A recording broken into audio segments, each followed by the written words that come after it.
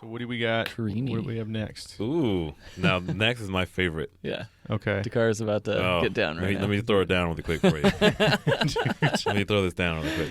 Can you do this one in French? No, I'm just kidding. Just like I can try. No, Okay, all right. So really quick, my family was born in Bordeaux, raised in Bordeaux. They used to sell wine.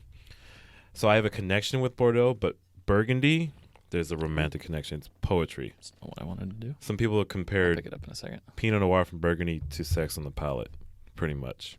Really? So this is like one of my favorites. Pinot Noir is one that's versatile, goes with everything, almost everything. They can Okay. go with steaks as low as down to salad. So this is your happy medium of all wines kind of thing? For sure. Like- If you're not sure what to pair with, pick Just- a Pinot Noir. Really? Yeah. Okay. And what does that mean, Pinot Noir? Pinot Noir, it's a grape. It's one of the most temperamental grapes. It needs to be Yeah. loved to be It's grown right. Light skin. Yeah, Really? it's a light skin. So it has to be a super specific grape. Well, Pinot Noir is the grape. Right. So it has to be very, very specific in climate. I see. Yeah. It's cool soil. climate, typically. You really have to watch it, or else it will. It's just it a will- hard grape to grow, basically. Yes, very Okay. hard grape to grow. So where is this yeah. most popular? California? And where else? Or not Number even? one would be France. Yeah, Really? And then number two would probably be California. yeah. That'd be I would safe. say so. Okay. Interesting. Yeah, it's and yeah, France, because it goes in Champagne. It's a huge a huge grape. So there's probably the most expensive wines in the world come from Burgundy. Yeah, for sure. And like I think you have a bottle of DRC, right? No, I wish I did. Oh, okay. But No, I don't. it's one bottle of wine, and what is it like retail at like $2,000? The one I want is about $10,000 for a bottle, It's crazy. and they're the most beautiful wines in the world. Yeah. Really? Yeah. So this bottle, this is one we bought today, right? Mm-hmm. Yeah. Yeah. I How think much this was one this? was 30. Yeah, $29.99. So this is the most expensive $29.99. one we have here today. It Yeah. is, yeah. Yeah. I know, right? Not coincidental. Yeah. Okay, so this is a lighter side red wine. Yes. Okay. Yeah. One of the lightest red wines out there. Interesting. Okay. All right. All right. So shake it. You to could get tell the- I brought this glassware, and some of it's got some water spots on it. Sorry about that. Damn, all right. Will. We're not shooting in 4K. You can't tell. All right. So you can tell the color, you can see through your finger through it.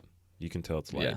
You could tell it's a light red because exactly that point. Like I can Yeah. see my ring through it That's Exactly. a easily. thing, really. Yeah. So that's a test, Mhm. like a common test, just to see. So you can automatically rule out it being a Cabernet Exactly. or a Merlot exactly. just because you could see through it. Interesting. Okay.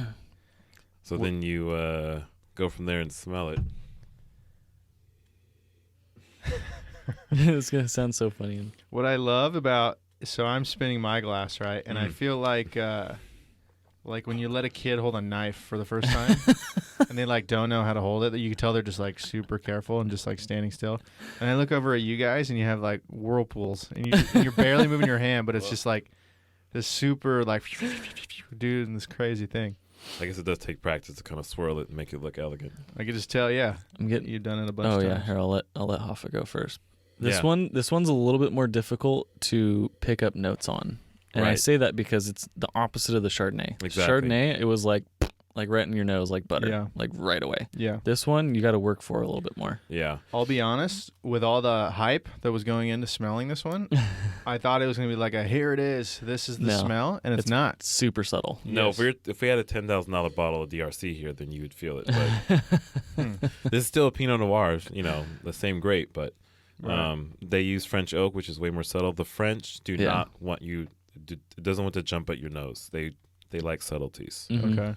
They want to let the grape be the grape without much influence. So Interesting. this is Pinot Noir. It's not the hierarchy, but it's Pinot Noir. Mhm. right. So given that, what do you taste?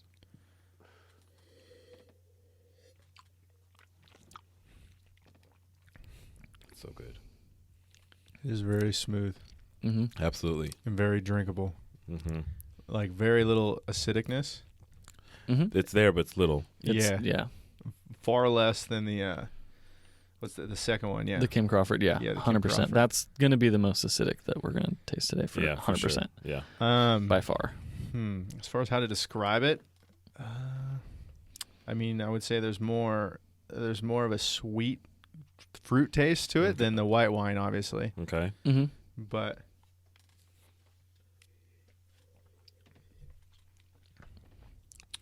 it's very good. I don't It know is. how to describe it, but it's very. Yeah, I do like. It's got a lot of flavor, and yet it's still very drinkable. Yeah, see? You know, it's not this over controlling thing. Right. See, and that's why people love Pinot Noirs. Will, you want to lead with this one? Or you Yeah, want me on to? the nose, there was a lot of, in a weird way, I got a little bit more spice than I typically do from French wines. Like I was getting like some clove or like nutmeg or something like that. For sure, clove, yeah. For sure, clove. Yeah. It was subtle on the nose. We had to It work was for very it. subtle though, yeah. Yeah, we What had do to you work mean? for it. What do you mean clove? Like garlic, or what do you mean? Clove is like it's a It's a like, spice. it's a baking spice. Yeah. It can have a little spice to it, like Okay. like nutmeg or cinnamon, but not It's as like sweet pepper. as cinnamon. Yeah. Gotcha. Peppery. And then still trying to get so typically with French wines, and we're going to experience it on the next one for sure, you can almost taste like the soil, like Mm-hmm. the agriculture around it, which is awesome to me Yeah. because it's like Yeah. I've never stepped foot in France, but I feel like I just tasted it. Like, Yeah. The French want you to taste this and know what kind of soil they grew it in. right. Mm-hmm. I mean, there's grapes, there's wines in Burgundy. You'll taste the limestone in the soil. It's so cool. Interesting. So they like their help me out here. What's that word? Terroir. Thank you. What is that? Terroir is basically identification of It's if it's origin. it's Oh, I everything that goes into the wine. Yeah. So Gotcha. like if you were growing wine in California, you would emphasize the Pacific Ocean breezes coming in and like Exactly. the hill that it's on, Mhm. even something as minute as that, like, yeah, there's a lot that would go into it. Like I know some wines that they're next to some kind of factory, Mm-hmm. and you're like, you can still like get like a taste of whatever factory is like next door. Seriously, Right. yeah. I tasted wine in Sonoma, and it's surrounded by the trees. What's it called? Man, I'm all lost for words. Redwood. No, eucalyptus. Oh, okay. And you can taste it in the grapes. It's Really? amazing. Yeah, it's amazing. So as far as fruits go on this one, I'm just getting a lot of cranberry. I got sour cherry, but like Cherry. Okay. definitely like a cherry for sure. And then I got like an orange grind. I love how there's tiers within the room. So there's me, obviously, at the bottom of knowledge in this, but then Will's also learning too. So I kind of Mhm. like that. It's not just Yeah. me staring at you. I'm like bouncing stuff off of this guy. Well, Yeah. Will knows a lot. He just tries to be modest, but he's passionate about wine himself. So far, I got to be honest with you. So I don't know if it's just the look of it, but to me, it's more romantic to drink red wine. Is that kind of common or not? I don't know. No, that's for sure common. Is that a common thought? You know? Oh yeah, it's often said wine has more passion. Red wine Mm-hmm. has more passion, just Right. because there's more that goes into it. But there are white wines though that are amazing. So what's interesting to me is that while this one was very good and I did enjoy this, and I do like the fact that it's kind of a do-it-all. Do you know what I mean? Like it's pretty much like you can't go wrong. Right, exactly. However, the other ones are also very good. Oh yeah. Like I haven't tasted one that I don't like yet. Oh good. All right, that means Yeah, we chose that's well. perfect. And we've all had wines where you're like, that's not that good. Yeah, no, true. But we tried to choose wisely here Right. and pick wines you'll remember. So what I'm saying, and my opinion is very important, but you guys know what you're talking about. But yeah, no, that was super good. So it's safe to say this is your favorite so far. I think so. The Chardonnay was very good as well, though. I did Mhm. like the Chardonnay. I don't know. I mean, I'm terrible with dieting, so I do. As we get heavier, I'm probably going to favor that, just because.